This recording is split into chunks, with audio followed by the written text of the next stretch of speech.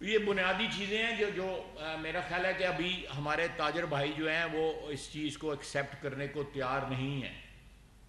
Covid میں یہ چیز جو ہے ایکسیپٹ کی انہوں نے، کیونکہ بیمار ہونے کا خدشہ تھا، بیماری کا خوف تھا، وبا کا خوف تھا۔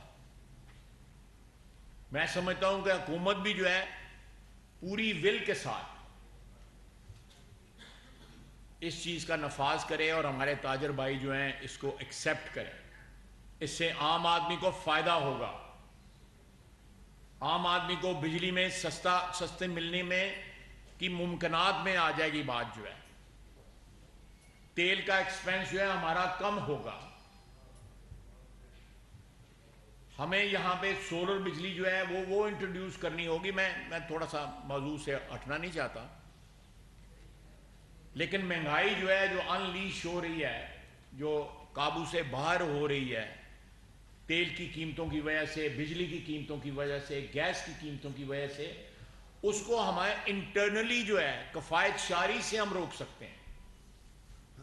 اپنی عادات جو ہے بدل کے، خاندانوں میں، گھروں میں انکم جب کم ہو جاتی ہے تو آپ 2 کی جگہ 1 جو ہے وہ ڈش پکانی شروع کر دیتے ہیں، کفایت شاری کرتے ہیں۔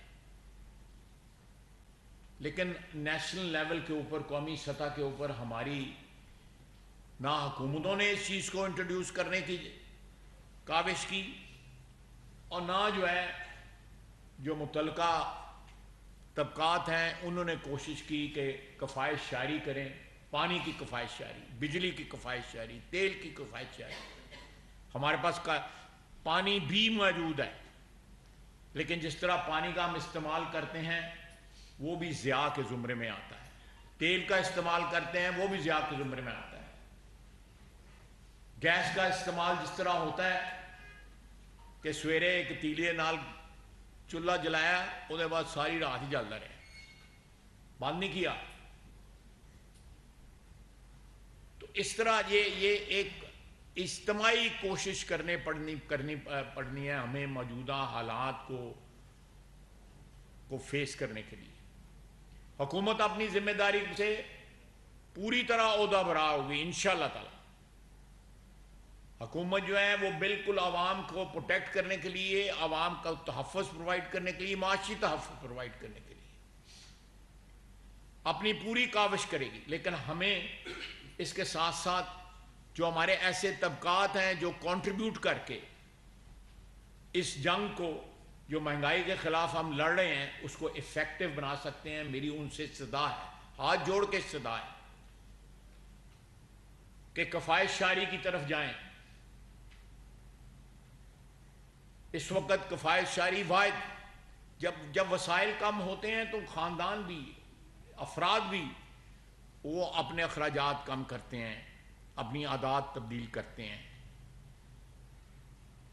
یہ اس وقت ضرورت ہے، اور یہ پھر ہمارے کلچر کا پارٹ بن جانا چاہیے۔ ساری دنیا میں 6 ساڑھے 6 بجے مارکیٹیں بند ہوتی ہیں۔ میں اس کا ایفیکٹ کی وجہ سے زیادہ اس پہ سٹریس دے رہا ہوں کہ اس وقت جو ہمارے بجلی کی صورتحال، تیل کی صورتحال، گیس کی صورتحال، اس سے عام آدمی جو ہے جو 25,000 20,000 30,000 روپے تنخواہ بنا لیتا ہے یا کماتا ہے مہینے کا، اس کے اوپر کیا اثر ہو رہا ہے۔ وہ سب سے زیادہ ہارڈ ہٹ طبقات ہیں اس مہنگائی سے۔ ہم لوگ جو کھاتے پیتے لوگ ہیں، ہو سکتا ہے سوچ بھی نہ سکتے ہوں کہ وہ کن مشکلات سے گزر رہے ہیں۔ وہ ہو سکتا ہے 3 میلز کی بجائے جو ہے 2 میلز کر رہے ہوں یا 1 کر رہے ہوں۔ اسلام آباد میں ہو سکتا ہے اس بات کا احساس نہ ہوتا ہو، لیکن جب آپ اندرون ملک چلے جائیں، پنجاب میں، سندھ میں، بلوچستان میں، کے پی میں، تو عام گلی محلے میں رہنے والا شخص جو ہے وہ اپنی اس کی زندگی جو ہے بہت مشکل ہو گئی ہے۔ تو یہ ایک اجتماعی ایفرٹ کرنا پڑے گا، اجتماعی جو ہے ایک جدوجہد کرنی پڑے گی قوم کو موجودہ صورتحال سے۔ لیکن میں آپ کو شور کراتا ہوں کہ وزیر اعظم شہباز شریف کی سربراہی میں جو اس وقت کولیشن گورنمنٹ ہے، میرا بھائی قمرالزمان قاہرہ صاحب بیٹھے ہوئے ہیں, برخوردار اسد صاحب بیٹھے ہوئے ہیں یہاں پہ, پیٹرولیم کے وزیر جو ڈاکٹر مصدق صاحب ہیں وہ بیٹھے ہوئے ہیں. ہم یہ آپ کی وساطت سے, آپ کے ذریعے, آپ کے تھرو جو ہے, جو میں نے چند گزارشات جو ہیں آپ کے سامنے پیش کی ہیں, اس کی رسپانسبلٹی جو ہے آنے والے دنوں میں ہم اٹھائیں گے کہ اس ملک میں ہم مہنگائی کم ہو اور عام آدمی کی مشکلات میں جو ہے جو اضافہ ہوا ہے وہ ریورس ہو, وہ کم ہو, اور انشاءاللہ ضرور ہوگا. اگر یوکرین اور رشیا کی جنگ بند ہو جاتی ہے تو یہ نوز ڈائیو کریں گی آئل پرائسز اور گیس پرائسز جو ہے, اس سے ہمیں گنجائش ملے گی کہ ہم عام آدمی کو جو ہے ریلیف دے سکیں. اس وقت بین الاقوامی سیاست کا جو ویشس سرکل ہے, ہم اس میں اس کراس فائر میں آگے ہوئے ہیں. وہ لوگ جو, وہ قومیں جو محدود وسائل رکھتی ہیں جس میں ہم بھی شامل ہیں, ہم ایک ایٹمی قوت ہیں, اور شاید اس وقت بھی یہ ایٹمی قوت ہی جو ہے ہمیں بچا رہی ہے. میں اس کی تفصیل میں نہیں جانا چاہتا, میں انہی الفاظ کے ساتھ جو ہے آپ کا شکر گزار ہوں. میرے ساتھی جو ہیں وہ آپ سے بات کریں گے, ڈاکٹر مصدق صاحب بات کریں گے, وہ زیادہ اس سبجیکٹ کے اوپر روشنی ڈال سکتے ہیں. برادرم قاہرہ صاحب اور برخوردار اسد صاحب آپ سے بات کریں گے. بہت بہت شکریہ. بہت شکریہ. خواجہ صاحب نے آج کی غرض و غایت بیان کر دی ہے. آج ہم یقیناً بڑے بھاری دل کے ساتھ آپ کے سامنے ہیں. یہ ایک انتہائی مشکل اور ناپسندیدہ فیصلہ کرنا پڑا حکومت کو. جب سے حکومت آئی ہے آئل کی پرائسز بڑھنے کا ذکر خواجہ صاحب نے کر دیا, مصدق صاحب اس کی مزید آپ کو تفصیل بیان کریں گے. جو تیل کی قیمتیں بڑھ رہی تھیں, جو گیپ تھا سیل پرچیز پرائس کے درمیان, اس کی وجہ سے حکومتی خزانہ جو عوام کا خزانہ ہی ہے, حکومت عوام کی حکومت ہے, حکومت کا خزانہ کوئی کسی کی ذاتی جیب نہیں ہوتا, لیکن حکومت کے خزانے سے جتنا پیسہ نکل رہا تھا تیزی سے اس مد میں, سبسڈی کی مد میں, وہ سارے ملک کا میڈیا, سارا انٹیلیجنسیا, سارے ملک کے اکانومسٹ کہہ رہے تھے کہ یہ ممکن نہیں ہے اس کو کنٹینیو کیا جائے.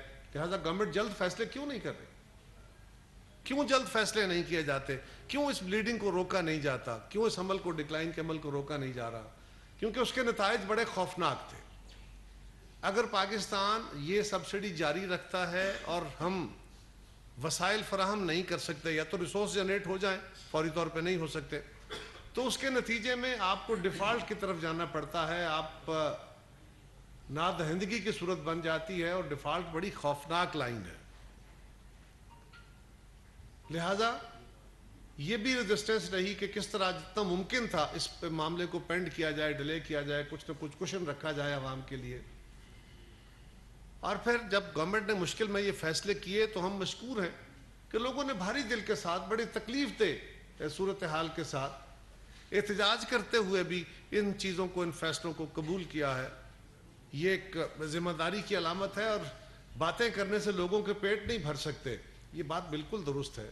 لیکن جب حقائق قوم کے سامنے ہیں, ہمارے پاس بھی کوئی دوسرا راستہ نہیں تھا. جنہوں نے آئی ایم ایف کے ساتھ معاہدے کیے تھے, وہ ٹیلی ویژنوں پہ بیٹھ کے سابق وزراء خزانہ اور دیگر وزراء جو ہیں سابق, وہ کہہ رہے تھے کل پرسوں کہ تیل کی قیمتیں 300 سے بڑھ جائیں گی, اتنی سبسڈیاں ختم کرنی ہوں گی, اتنا فلاں کرنا ہوگا, اور وہ درست کہہ رہے تھے. انشاءاللہ اس سے مزید تو نہیں بڑھیں گی, لیکن ان کے کیلکولیشن کے مطابق جو انہوں نے آئی ایم ایف سے ڈیل کی تھی, انہیں تو پتہ ہے اس کی تفصیلات کیا ہے. لہٰذا اس تفصیل کے مطابق, ان کے کیے ہوئے معاہدے کے مطابق ایسی ہی صورتحال تھی. لیکن یہ یاد رکھیے, کوئی حکومت, اور خاص طور پہ یہ جو عوام کی حکومت ہے, ہمارا تو کوئی اور سہارا نہیں, اللہ ہے اور عوام ہے, ان دو سہاروں سے ہم تو چلتے ہیں, باقی کچھ اور سہاروں والے ہوتے ہیں. وہ کون سی حکومت ہوگی جو چاہے گی کہ ہم عوام میں ان پاپولر ہو جائیں؟ لیکن آج صورتحال یہ ہے کہ ہمارے پاس آپشن کیا ہے کہ ہم مشکل فیصلے کر کے, تکلیف دہ فیصلے کر کے, اور ایسے فیصلے جس میں عوام کی بھی بیلٹ ٹائٹ ہو رہی ہے, حکمران طبقے کو بھی کرنی ہوگی, طاقتوروں کو بھی کرنی ہوگی, ہمارے اداروں نے, فوج نے بھی اپنے اخراجات اور تیل کی مد میں چیزیں ان کو کٹوتیاں کی ہیں. یہ سب کو ایک عادت جس کا ذکر خواجہ صاحب نے بڑی تفصیل سے کیا کہ ہمیں اپنی قومی عادتیں میں بدلنی ہوں گی. لیکن اب چوائس کیا ہے؟ کیا سری لنکا بنا جائے یا اس مشکل صورتحال سے نکلنے کے لیے اقدامات کیے جائیں اور یہ توقع کی جائے کہ عالمی حالات صرف پاکستان کے آئسولیشن میں حالات خراب نہیں ہیں, پوری دنیا کی اکانومی میں اس کی صورتحال خراب ہے, اس کو ٹھیک کیا جائے اور اس کا انتظار کیا جائے, اس کے لیے کوششیں کی جائیں. اور دوسرا یہ ہے کہ وہ اقدامات اٹھائے جائیں. فرض کریں تیل کے اوپر سبسڈی ہے, اگر 80-90 روپے تک سبسڈی گئی تو یہ لمحہ فکریہ ہے نا کہ ایک مزدور جو 1 لیٹر تیل ڈلوا کے اپنی مزدوری کرنے جاتا ہے اور واپس آتا ہے وہ 80 روپے سبسڈی لیتا ہے, اور لینڈ کروزر والا 100 لیٹر تیل ڈلواتا ہے وہ 8000 روپے کی سبسڈی لیتا ہے. کس بات کی؟ جو بندہ ارب پتی ہے وہ بھی وہی تیل استعمال کرے اور جو بندہ مزدور ہے, دیہڑی دار ہے, وہ بھی اس وقت سبسڈی والا تیل استعمال کرے. کیا ایسی سبسڈی جاری رہ سکتی ہے؟ اور یہ بھی ایک سٹڈی ہے, مصدق صاحب زیادہ بہتر اس پر روشنی ڈال سکیں گے, کہ پاکستان کے اندر 80% تیل اس ملک کا 20% جو ٹاپ کا طبقہ ہے, جو امراء ہے یا جو وسائل والے لوگ ہیں وہ استعمال کرتے ہیں, جو پیٹرول ہے, ان کو بھی سبسڈی والا تیل دیا جائے. یہ نظام نہیں چل سکتا. اور اس کے لیے حکومت نے پہلے بھی کوشش کی, BISP کے ریسیپینٹس کے ذریعے جو اس سے فائدہ لیتے ہیں, جو جن کو جو امداد دی جاتی ہے, ان کی اس مد میں 2000 روپے کا اضافہ کیا گیا, 28 بلین روپے کا ایک پیکج دیا گیا. اور اب پھر عوام کی مشکلات کے سامنے رکھتے ہوئے ٹارگیٹڈ سبسڈی کا آغاز کرتے ہوئے کل فائنانس منسٹر نے 2000 روپے مزید, وہ 80 لاکھ خاندانوں کے لیے ہیں, 60 لاکھ خاندانوں کے لیے یا 60 لاکھ افراد کے لیے مزید ایک کشن رکھا ہے, ایک ونڈو کھولی ہے, تاکہ اس کے ذریعے ہم ٹارگیٹڈ لوگوں کو سپورٹ فراہم کر سکیں. یقیناً 2000 روپے کو بڑی مد نہیں ہے. جب ہم اپنے طور پہ دیکھتے ہیں تو 2000 روپے کچھ بھی نہیں ہے, لیکن جس مزدور کی آمدن 20,000 ہے اس کے لیے 2000 بہرحال 10% ہے, لہذا اس کے اندر اس کے بجٹ میں اس کا ضرور کوئی نہ کوئی امپیکٹ آتا ہے. یہ کافی نہیں ہے, لیکن حکومت کے پاس اور کوئی چارہ نہیں ہے. اب ہمارے ساتھی جو بیٹھ کے ٹیلی ویژن پہ یا باقی جگہ پہ ہم پہ تنقید کرتے ہیں, ان کا صرف ایک سوال ہے کہ یہ حکومت کیوں کر رہی ہے. ہمیں یہ بتا دیا جائے کہ آپ جو فیصلے کر کے گئے تھے, کیا ہم IMF کے ساتھ اپنی ڈیل کینسل کر لیں اور اس کے نتیجے میں ہم ڈیفالٹ کریں, وہ پاکستان کے مفاد میں ہے؟ کس کو شوق ہے کہ عوام کے غضب و غضب کا, غصے کا سامنا کرے؟ لیکن یہ صرف ہم ہیں, ہماری حکومت ہے جس نے فیصلہ کیا ہے کہ ہم سیاسی نقصان برداشت کر لیں گے. لوگوں کا غم و غصہ سیاسی نقصان کی صورت ہوتا ہے, وہ برداشت کریں گے, لیکن ہم پاکستان کا نقصان نہیں کریں گے. ہم سابقہ حکومت کی طرح یہ نہیں ہے کہ صرف پاپولر فیصلے کرتے ہوئے, صرف عوام کو وہ چیپ پاپولیرٹی کے لیے جھوٹے خواب دکھاتے ہوئے ہم پاکستان کو ایک گڑھے میں پھینک دیں. ایسی صورتحال نہیں ہے. اور میں خواجہ صاحب کی بات کو آگے بڑھاتے ہوئے صرف اتنی گزارش کروں گا کہ ہمیں بہرحال اپنی قومی عادتیں بدلنی ہوں گی. حکومتوں کو اس پہ اسٹریس کرنا ہوگا. یہ فیصلہ ہوا تھا کابینہ میں, اس کے بعد وزیر اعظم صاحب نے ڈسکشن کیا صوبائی حکومتوں سے. ہماری استدعا ہے اپنے تاجر بھائیوں سے کہ اس میں قوم کی عادتیں بدلنے میں ہماری مدد کریں, سپورٹ کریں. ہم سب نے مل کے ملک کو چلانا ہے, اکیلے حکمرانوں نے نہیں. اور یہ یاد رکھیے, یہ کیسے ممکن ہے کہ ہم اپنی عادتیں بھی نہ بدلیں, اپنی بچت کی عادت بھی نہ ڈالیں, اپنے فالتو اخراجات بھی کنٹرول نہ کریں, اب جو تیزی سے چیزوں کا ضیاع ہو رہا ہے وہ بھی نہ روکیں, اور کہیں کہ حکومت جو ہے وہ سب ٹھیک کر لے. تو کون سی حکومت ہوگی جو ٹھیک کر پائے گی؟ دنیا میں کبھی ایسا نہیں ہوا. یقیناً یہ 2 وے ہوتا ہے. گورنمنٹ وہ فیصلے کرے گی جو عوام کے مفاد میں اور بہتری کے ہیں, اور عوام کو اس کے ساتھ رسپونڈ کرنا ہوگا. اگر تو یہ ہو کہ لوگ وقت کے مطابق شاپنگ کرتے ہوں, یعنی میں فارغ ہوں تو میں شاپنگ کرنے چلا جاؤں گا. حضرات ایسے نہیں ہے. میں شاپنگ کرتا ہوں, میں خریداری کرتا ہوں اپنی ضرورت کے تحت. ٹائم جو ہے وہ میں اس کے مطابق دیکھتا ہوں کہ میرا کون سا ٹائم اویلیبل ہے. اگر مارکیٹ رات 12 بجے تک کھلی ہے تو میں 11-12 بجے بھی جا کے شاپنگ کر لوں گا, لیکن کروں گا اپنی ضرورت کی. اگر قوم کی عادتیں بدلتے ہوئے کوئی 10-15 دن سیل کم بھی ہوئی تو الٹیمیٹلی وہ گاہک آپ ہی کے پاس آئیں گے. یہ نہیں ہوگا کہ ایک شہر کے گاہک دوسرا شہر کھلا ہوگا, ایک مارکیٹ بند اور دوسری کھلی ہوگی. وہ آپ ہی کے گاہک ہیں, لوگوں کی الٹیمیٹلی ضرورتیں ہیں. اور آپ نے کووڈ کے دنوں میں 6 बजे मार्केट क्लोजर करके देखा कि बावजूद उस बीमारी के यकीनन मुश्किल हालात थे, लेकिन ताजा तबके की आमदन में कमी नहीं हुई। ये मैं सर्टेनिटी से कह रहा हूं।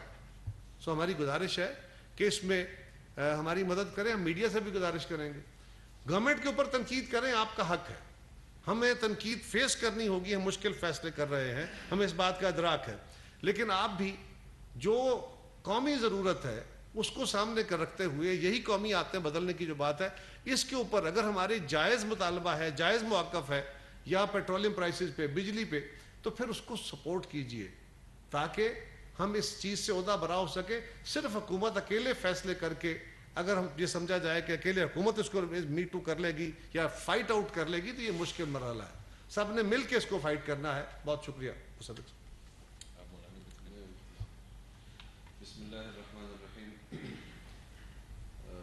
सबसे पहले तो मैं आप तमाम हज़रात का शुक्रगुज़ार हूँ, और हम ऐसे नाकर्दा गुनाहों के लिए आपके कटहरे में हैं, आवाम के कटहरे में हैं, जो हमारे सर है ही नहीं। जिन लोगों ने IMF का मुआहदा किया और फिर हम चीखते रहे पार्लियामान के अंदर, उनके पहले साल का बजट एक वज़ीर ने पेश किया, दूसरा बजट दूसरे वज़ीर ने पेश किया, तीसरा बजट तीसरे वज़ीर ने पेश किया। ख़ुद अपने वज़रा पर अदम एतमाद उनकी माशी पॉलिसी की नाकामी का मुँह का सबूत है। और हम चीखते रहे कि आप जिस तरफ पाकिस्तान की माशी सिमत का तयन कर रहे हैं, आने वाले दिनों में जो बहरान इस मुल्क के अवाम को, इस मुल्क के इदारों को, इस मुल्क के सनतकारों को, इस मुल्क के किसानों को, इस मुल्क में रहने वाले हर शोबा से ताल्लुक़ रखने वाले अफराद को करना पड़ेगा, आपको उसका अंदाज़ा ही नहीं। हम इस बात का भी आपके सामने इजहार करते हैं कि इस वक्त हुकूमत दो अतराफ़ पर काम कर रही है। एक हंगामी बुनियादों पर जो मारूज़ी हालात की वजह से हम फैसले कर रहे हैं, और दूसरा मुस्तकिल माशी हवाले से भी तमाम इत्तेहादी जमातें मुल्क के अंदर माशी माहिरीन को ऑन बोर्ड ले रही है। प्री बजट सेमिनार्स हमने किए और हमने उनसे तजावीज़ ली, उस पर भी आपके सामने है कि जिस किस्म के मुतालबात हमसे किए गए सब्सिडी के हवाले से कि हमारा मुल्क मुतहम्मिल नहीं है, लेकिन उसके बावजूद भी हुकूमत और सियासतदान वो आवाम को भी मद्देनज़र रख रही है, और उस कारोबारी तबके को जो सनत से, जो तिजारत से, जो ज़राअत से वाबस्ता है, उनके साथ एक दरमियानी रास्ते पर हम काम कर रहे हैं। हमें यकीन है कि हम इस मारूज़ी हालात से भी निकलेंगे और अपनी कौम के मयार ज़िंदगी को भी बुलंद करेंगे। इस वक्त जो हंगामी सूरत हाल है, मुल्क को दरपेश है, आवाम को दरपेश है, लोग ख़त गुर्बत से नीचे गए, और हम उनको पेशकश करते रहे कि आप हमारे साथ मिसाक मईशत करें। आफात कौम पर आती हैं, आसमानी आफात भी आती हैं, लेकिन जो इंसानों की नाअहली की वजह से बहरान पैदा होते हैं, उसके लिए हम सिर्फ आपको ये कह रहे हैं इस वक्त कि ये मारूज़ी हंगामी हालात हैं। हम बोझल दिल के साथ आपके सामने बैठे हैं। हम इस बात की ज़िम्मेदारी कबूल कर रहे हैं, जिस तरह ख्वाजा साहब ने फरमाया कि हमारे पास बेहतरीन ऑप्शन था कि हम इंतखाबात में जाकर इन तमाम चीज़ों से बरात का ऐलान करते और कौम के सामने इंतखाबी अमल में शरीक होकर दोबारा मैंडेट लेकर आते, लेकिन हमारे पेश नज़र हुकूमत नहीं है, میں حلفاً کہتا ہوں کہ ہمیں جن مشکلات کا سامنا ہے اور جس قسم کے کلچر کو پاکستان میں ڈیولپ کیا گیا، ہمارے ہمسائے ہم سے بد اعتماد ہیں، اس وقت ہم ان کے اعتماد کو بحال کر رہے ہیں۔ جو معاہدہ انہوں نے IMF کے ساتھ کیا اور وہ خود اقرار کر رہے ہیں، اور اس نے خود کہا کہ IMF نے مجھے کہا کہ یہ بڑھا دو اور میں نے انکار کر دیا۔ آپ نے انکار کیا تو آپ نے اس معاہدے پر دستخط کیوں کیے؟ آپ تو قومی مجرم ہیں۔ آپ وہاں بحیثیت عمران خان یا بحیثیت وزیر کے معاہدہ نہیں کر رہے تھے،